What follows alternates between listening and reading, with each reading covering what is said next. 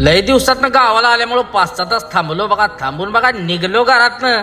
आता म्हटलं 80 ते 5 घालून निघायचा लय उशीर झालाय बघा. भावना जय मराठा आपली गाडी भरली होती मुंबईत केरळाला. आता जाता आलो बादशाला भेटायला बघा. कॅमेरा बघितला की लगेच पोच देतो बघा. नाद्या बाद काम असते.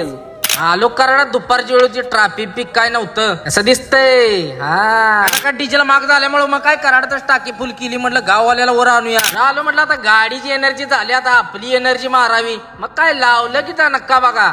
हा कसा आहे नक्का.